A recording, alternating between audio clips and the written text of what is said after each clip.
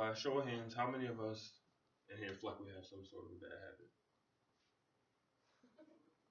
Okay, so all of us feel like we have a bad habit. According to the Merriam-Webster dictionary, the definition of a bad habit is a behavior, a routine behavior that is regularly performed and it tends to occur subconsciously, so you're not thinking about it when you do it. If put into effect, the steps that I discussed today will help all of us hopefully break the bad habits that we have. It's important because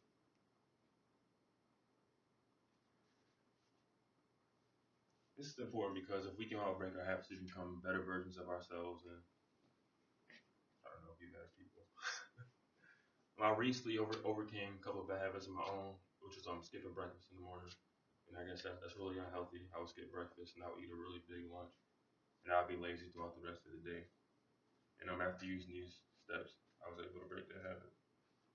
The habits that I will discuss today are becoming consciously a habit, determining what triggers your habit, replacing your habit, rewarding yourself for not engaging in your habit, and being patient. The first step of being conscious is important because if you're conscious of the habit, you can usually catch yourself while you're doing it and make yourself stop. Poor habits seem to be practiced subconsciously, while good ones need to be practiced consciously. Bad habits are also easy to form and really hard to break, while good habits are hard to form and easy to break. Over 40% of the actions that we perform are habits and not conscious decisions that we make, according to an article from Time magazine entitled Better Habits.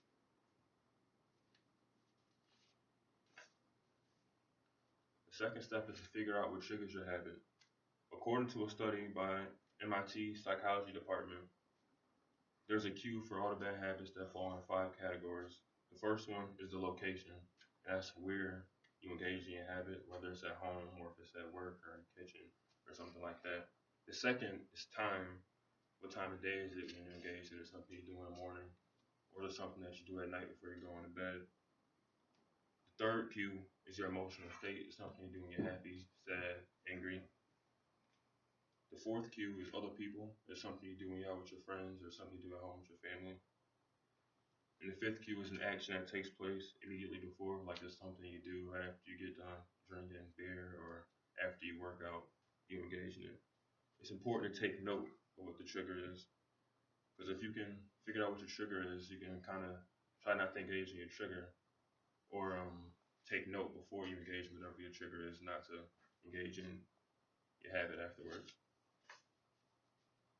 The third step is to replace your habit. It's important to develop a good habit to replace the habit that you had before.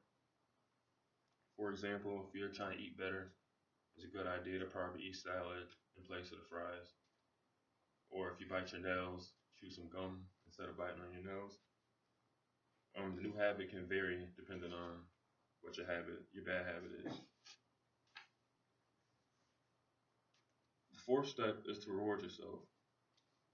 This is an extremely important step. It's important to treat yourself to something if you go a certain amount of time without engaging in your bad habit. According to an article on Fox News by Cheryl Dawkins, rewards are the only ways that your habit can stick, because rewards help your brain associate something positive with the new habit that you're replacing with. Teaches your mind that it's worth engaging in rather than the old one.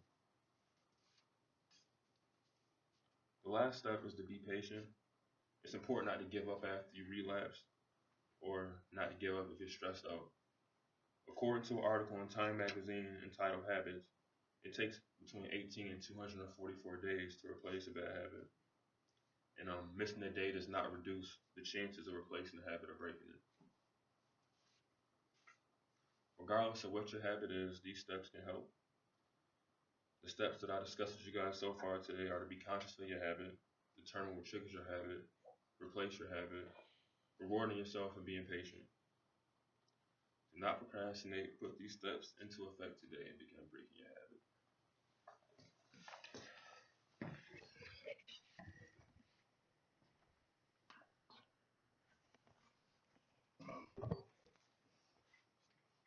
That button.